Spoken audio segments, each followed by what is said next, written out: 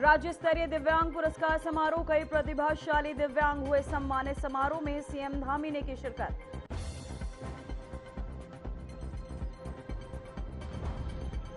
नैनीताल में सीआरपीएफ का पूर्व अर्ध सैनिक सम्मेलन, पूर्व कर्मियों का मंच पर संवाद, कल्याण योजनाओं को सशक्त करने का प्रयास। मुख्य सचिव आनंद वर्धन ने चंपावत में गोली कॉरिडोर और बागेश्वर मंदिर का किया निरीक्षण। श्रद्धालुओं के लिए सांस्कृतिक धरोहर के संरक्षण को और विकास पर जोर। नमस्कार, मैं हूं पूजा सिंह और आप देख रहे हैं हमारा उत्तराखंड का ये खास बुलेटिन। चलिए बुलेटिन की शुरुआत करेंगे आज की कुछ खास बड़ी खबरों के साथ। नैनीताल जिले में विश्व दिव्यांग दिवस के अवसर पर आयोजित राज्य स्तरीय दिव्यांग पुरस्कार समारोह में कई प्रतिभाशाली दिव्यांग व्यक्तियों और उनके उत्कृष्ट योगदान और समाज सेवा के लिए सम्मानित किया गया। समारोह में मुख्य अतिथि के रूप में सीएम पुष्कर सिंह धामी सम्मिलित हुए। साथ ही दिव्यांग व्यक्तियों के सशक्तिकरण, समाज में सम्मान, अवसर और सकारात्मक बदलाव लाने के उनके प्रयासों की सराहना भी की। वहीं सीएम धामी ने कार्यक्रम में शिरकत कर क्या कुछ कहा, चलिए आपको सुनाते हैं।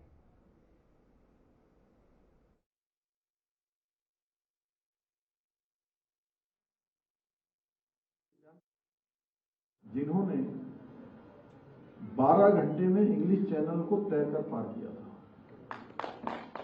इतना ही नहीं, भारत की पैरा तीरंदाज शीतल देवी ने दोनों हाथ न होने के बावजूद भी विश्व पैरा तीरंदाजी प्रतियोगिता में स्वर्ण पदक जीतकर ये साबित कर दिया कि कमजोरी को किस तरह अपनी ताकत बनाया जा सकता है। हाल ही में भारत की दिव्यांग महिला क्रिकेट टीम ने कोलंबो में T20 blind women cricket world cup 2025 में जीतकर भारत का नाम रोशन करने का काम किया।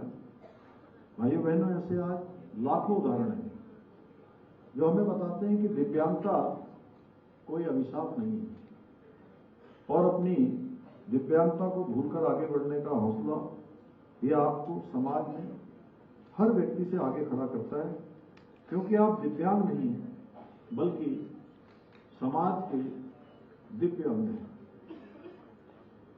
भाइयों बहनों, आदरणीय प्रधानमंत्री श्री नरेंद्र मोदी जी ने उनके नेतृत्व में आज दिव्यांगों के लिए कई योजनाएं आज देश के अंदर लागू की गई हैं, कई योजनाएं चलाई जा रही हैं।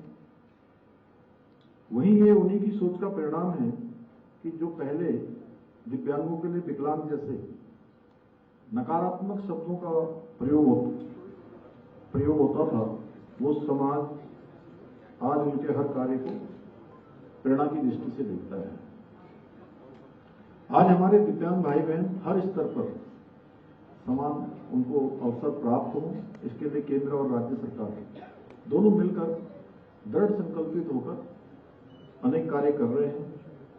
आज सरकार की ओर से कोई भी नई इमारत हो, नया अस्पताल बनाया जा रहा हो, नया बस अड्डा बनाया जा रहा हो या कोई अन्य अवस्थापना खड़ी की जा रही है, तो उसमें इस बात का विशेष ध्यान रखा जाता है कि हमारे दिव्यांग भाई बहनों को किसी भी प्रकार की वहां जाने में, आने में, कार्यालयों में अंदर जाने में किसी असुविधा का सामना न करना पड़े।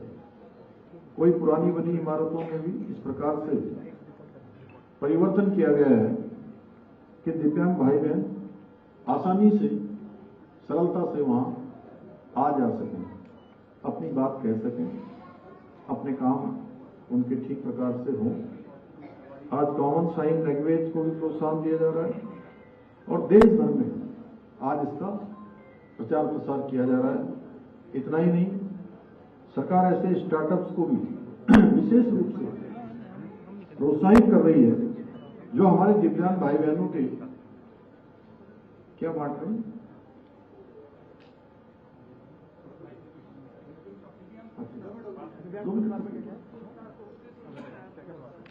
अच्छा प्राइज वाले हैं।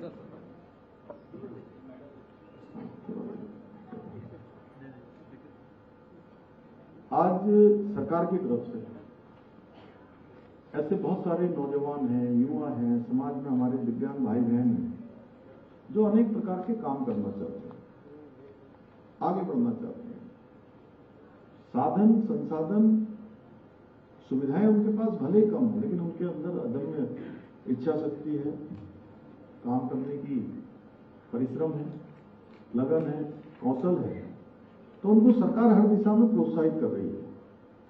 और स्टार्टअप्स में आज हमारे बहुत सारे युवा नौजवान भाई बहन आज आगे आ रहे हैं, अनेक प्रकार के नवाचार कर रहे हैं, अनेक प्रकार के नए नए उत्पादन बना रहे हैं। सरकार उनके साथ खड़ी है और इसमें भी ऐसे स्टार्टअप्स जिनमें हमारे विज्ञान भाई बहनों के जीवन को नई तकनीकी से सहायता से और अधिक सरल बनाने का भी प्रयास कर रहे हैं, उनको हम विशेष रूप से प्रोत्साहित भी कर रहे हैं, उनको प्राथमिकता भी दे रहे हैं। भाइयों बहनों, हमारी सरकार आदरणीय प्रधानमंत्री जी के कुशल नेतृत्व में दिव्यांगजनों को सामाजिक और आर्थिक क्षेत्र में दोनों ही क्षेत्रों में समानता का अधिकार दिलाने के लिए निरंतर कार्य कर रही है। एक और जहां हम अपने जो आर्थिक रूप से कम। तो वहीं उधम सिंह नगर में खटीमा में आयोजित उन्नत खेती समृद्ध किसान कार्यक्रम में मुख्यमंत्री पुष्कर सिंह धामी ने हिस्सा लिया। कार्यक्रम में किसानों को आधुनिक कृषि तकनीकों, नवाचारों और सरकारी योजनाओं से जोड़ने पर जोर दिया गया। सीएम धामी ने कहा कि राज्य सरकार किसानों की आय बढ़ाने और कृषि को लाभकारी बनाने के लिए लगातार काम कर रही है। उन्होंने किसानों को नई तकनीक अपनाने, फसल विविधीकरण और प्राकृतिक खेती को बढ़ावा देने का संदेश भी दिया।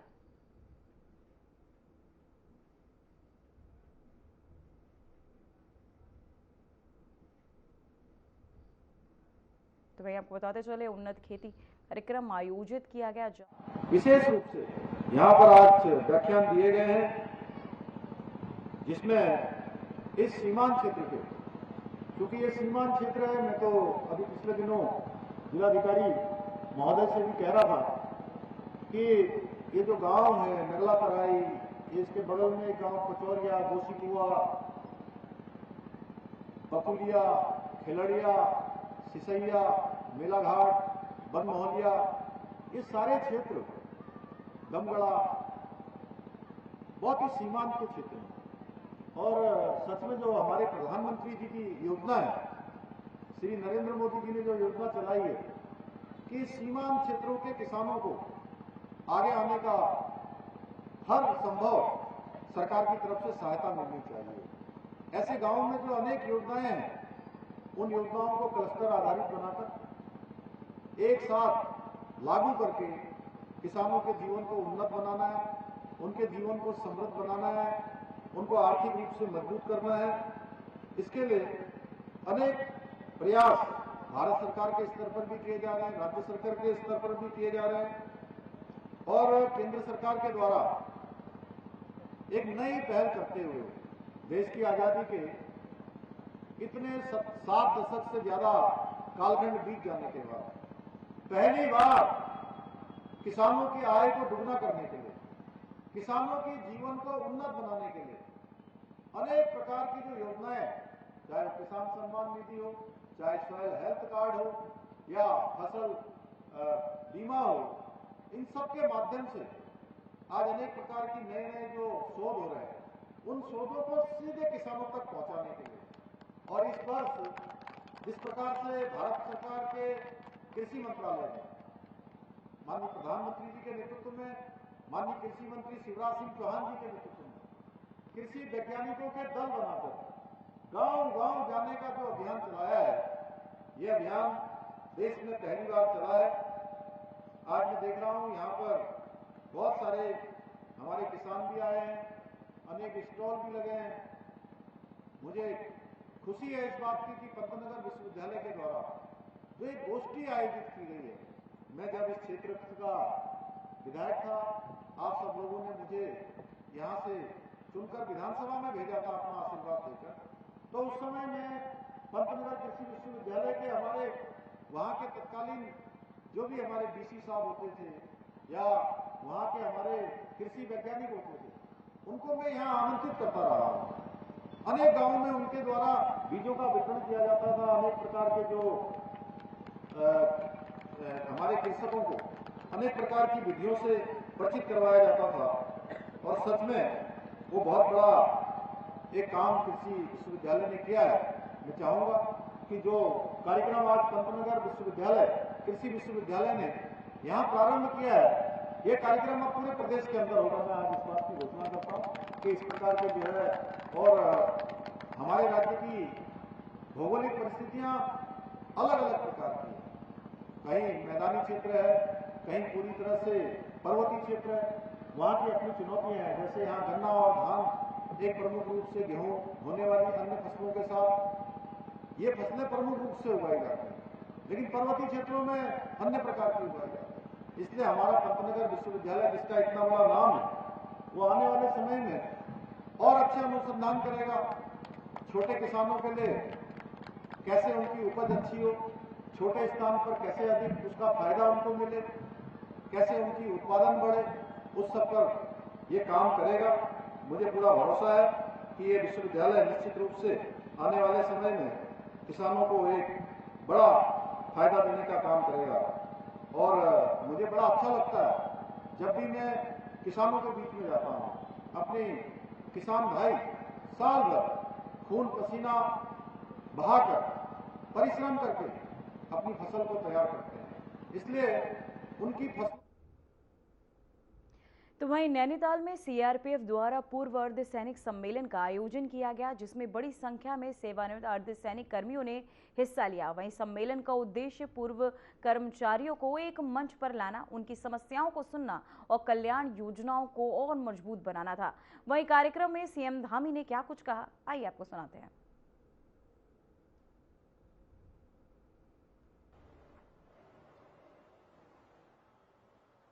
श्रीमती दीपा धर्मवाल जी, जिला पंचायत के अध्यक्ष, प्रताप बिष्ट जी हमारे जिला अध्यक्ष,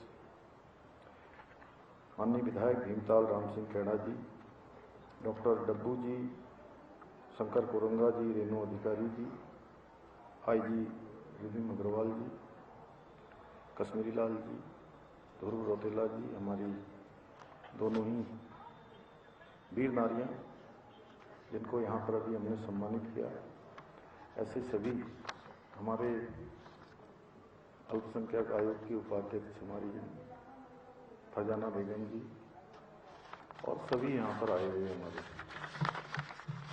सभी हमारे अधिकारीगण। वहीं आपको बताते चले सीआरपीएफ मंच पर पूर्व कर्मियों का संवाद, जिसे लेकर इस कार्यक्रम के दौरान सीएम पुष्कर सिंह धामी यहाँ मौजूद रहे, साथ ही सभी को संबोधित करते भी।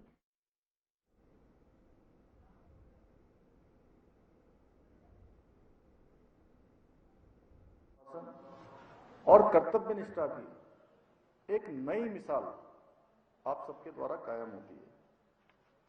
और मेरे पिताजी भी सेना में थे, परंतु रिटायर होने के बाद भी कभी रुकते नहीं थे, हमेशा किसी न किसी काम में लगे रहते थे। कई बार मैं कहता भी था उनसे कि अरे थोड़ा आराम कर लिया करो, कभी रुकना नहीं और न किसी को रुकने देना। ये शायद फौज की सिखलाई ऐसी होती है, सबको काम पे लगाए रखो। जैसे आज हमारे मोदी जी हैं, प्रधानमंत्री जी, सवेरे से लगे रहते हैं, पूरे देश के अंदर एक नया वर्ग कल्चर पैदा हो गया, हर एक व्यक्ति काम पे लगाया है। पहले तो ये आप सब लोगों के अंदर होता था, सेना में, हमारे पैरामिलिट्री में, लेकिन सच में है जब से मोदी जी देश के प्रधानमंत्री बने हैं, देश के अंदर एक नया कल्चर आ गया, और वो कल्चर है काम करने का। राजनीतिक क्षेत्र में भी लोग अब काम का आकलन करते हैं, केवल बातों से काम नहीं चलता है। अब देखिए, अभी मुझसे पत्रकार बंधु पूछ रहे थे। तो वहीं मुख्य सचिव आनंद वर्धन ने चंपावत में प्रस्तावित गोलजू कॉरिडोर परियोजना और ऐतिहासिक बालेश्वर मंदिर का स्थलीय निरीक्षण किया। निरीक्षण के दौरान उन्होंने परियोजनाओं की प्रगति, संरचना और आवश्यकताओं को, पर्यटन सुविधाओं की तैयारियों का आकलन भी किया। मुख्यमंत्री पुष्कर सिंह धामी के नेतृत्व में चंपावत की प्राचीन सांस्कृतिक धरोहरों, विशेषकर गोलजू देवता से जुड़ी आस्था स्थल और बालेश्वर मंदिर समूह के संरक्षण एवं विकसित स्वरूप के प्रस्तुत करने पर भी तेजी से काम चल रहा है, जहां सरकार का उद्देश्य इन स्थलों को श्रद्धालुओं और पर्यटकों के लिए आकर्षण का प्रमुख केंद्र बनाना है और क्षेत्रीय सांस्कृतिक पहचान को सशक्त करना है।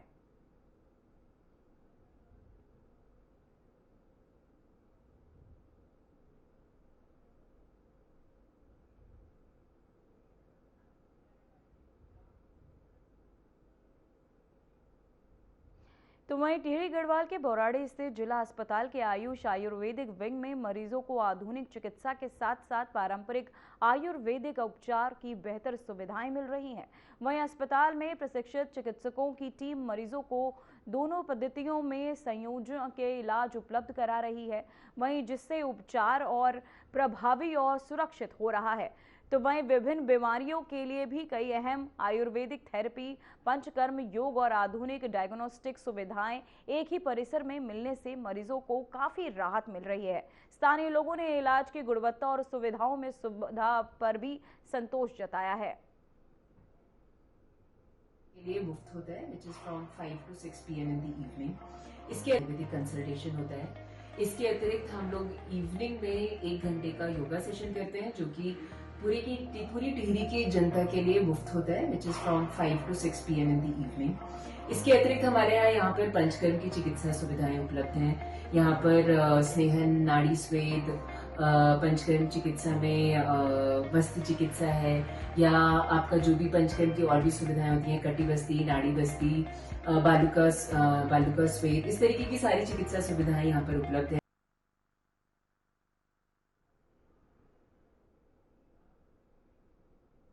तो वहीं दून पुलिस ने शहर भर में बड़े पैमाने पर चेकिंग अभियान चलाया। Railway station, bus stand, mall और भीड़ भाड़ वाले तमाम सार्वजनिक स्थानों पर यात्रियों, वाहनों और संदिग्ध गतिविधियों की सघन जांच की गई। एसएसपी देहरादून के निर्देश पर शहर और देहात के सभी थाना क्षेत्रों में पुलिस, डॉग स्क्वाड्स और बम डिस्पोजल टीम की संयुक्त टीमें तैनात रहीं। वहीं पुलिस ने खासकर उन इलाकों पर नजर रखी जहां रात के समय गतिविधि कम होती है, जैसे पार्किंग एरिया, सुनसान मार्ग और अंधेरे स्थान। चेकिंग के दौरान संदिग्ध रूप से घूम रहे लोगों को रोककर उनसे पूछताछ की गई और उनकी पहचान की प्रक्रिया पूरी की गई।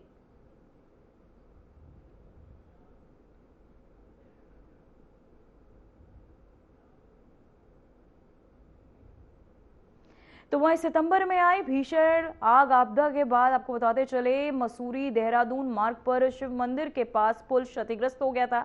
इसके बाद पीडब्ल्यूडी द्वारा वैली ब्रिज का निर्माण किया गया। हालांकि ये पुल केवल एक समय में एक ही वाहन को पार करने की सुविधा देता है, जिसमें अक्सर इस मार्ग पर जाम की समस्या उत्पन्न होती है। वहीं स्थानीय लोगों और पर्यटकों का कहना है कि पुल की संकरी चौड़ाई के कारण रोजमर्रा की यात्रा में उन्हें काफी परेशानियों का सामना करना पड़ता है। साथ ही उन्होंने मांग की कि वैली ब्रिज की चौड़ाई बढ़ाई जाए ताकि एक समय में 2 वाहन सुरक्षित रूप से पुल पार कर सके। लोक निर्माण विभाग ने इस क्षेत्र में स्थायी पुल के निर्माण की योजना बनाई है, लेकिन अधिकारियों के अनुसार इसे पूरा होने में समय लग सकता है।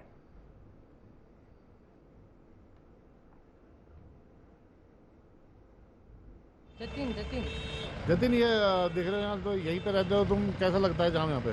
काफ़ी बुरा लगता है, झगड़ा लग रहा है, अभी भी लग रहा है, बहुत लगता है। तो 2 गाड़ियाँ पास हो जाती हैं सर? नहीं, यहाँ पर तो लंबा रहता है जाम, तो एक ही जा पाती है यहाँ पे एक बार में। तो हर को तो बहुत बुरा रहता है, गाड़ियाँ पूरी भर रखी होती है, चौकी तक का यहाँ पे है ना, ऊपर से नीचे तक का।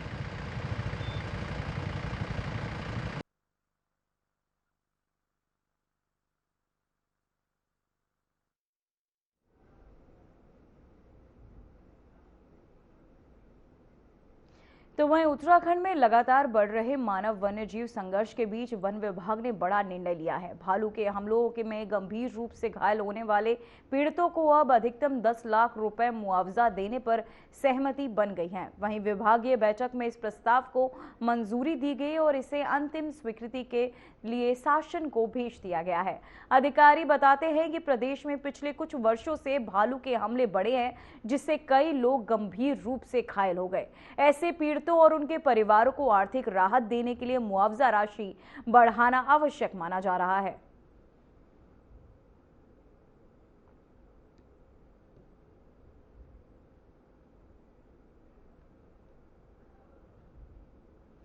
तो वहीं हरिद्वार में 3 दिसंबर को बॉलीवुड अभिनेता धर्मेंद्र की अस्थियों का विसर्जन एक निजी होटल के घाट पर किया गया, जिससे विवाद खड़ा हो गया। परंपरागत रूप से अस्थि विसर्जन के लिए हरिद्वार के पवित्र ब्रह्मकुंड को ही सर्वोत्तम माना जाता है। देओल परिवार द्वारा ब्रह्मकुंड की बजाय निजी घाट चुनने पर तीर्थ पुरोहितों ने नाराजगी जताई है। तीर्थ पुरोहित उज्जवल पंडित ने कहा कि ऐतिहासिक रूप से देश की बड़ी हस्तियां नेहरू, महात्मा गांधी और कई फिल्मी कलाकार सभी ने ब्रह्मकुंड पर ही विसर्जन किया। उन्होंने निजी घाट पर विसर्जन को व्यक्तिगत निर्णय बताते हुए इसे पवित्र परंपरा से अलग और दुर्भाग्यपूर्ण कदम बताया। के लिए अस्थि विसर्जन इत्यादि का कार्य हर की पौड़ी ब्रह्मकुंड पर किया जाता है। पिंडदान, श्राद्ध कर्म के लिए कुशाव्रत घाट या नारायणी शिला किया जाता है। गंगा गंगोत्री से लेकर गंगा सागर तक जाती है, लेकिन हर कार्य करने के लिए शास्त्र सम्मत स्थान नियत ऋषियों द्वारा प्रतिपादित किए गए हैं। केदार खंड में इसका उल्लेख भी आता है। लेकिन अगर हर की पौड़ी ना आकर हरिद्वार आने के बाद भी किसी व्यक्ति को ये हर की पौड़ी ब्रह्मकुंड नसीब नहीं होता, तो ये उसके कर्म और उसको मिलने वाला पुण्य है।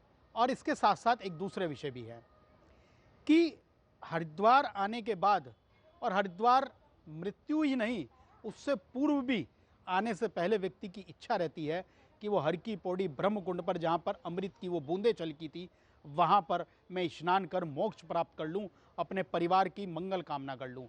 लेकिन मरणोपरांत भी व्यक्ति की ऐसी आशा रहती है कि उसकी अस्थियां हर की पौड़ी ब्रह्मकुंड पर ही प्रवाहित हो। नेहरू जी हों, गांधी जी हों, पंडित अटल बिहारी वाजपेयी हों, फिल्म जगत से जुड़े हुए लोग हों, अमिताभ बच्चन जी के माता पिता, इनके अस्थि विसर्जन हो, उद्योगपतियों के हों, इन सब के अस्थि विसर्जन का कर्म हर की पौड़ी ब्रह्मकुंड पर हुआ है। अगर ये किसी को नसीब नहीं हो रहा तो उसका भाग्य, उसका दुर्भाग्य है। फिलहाल बुलेटिन में इतना ही। मुझे दीजिए इजाजत। नमस्कार।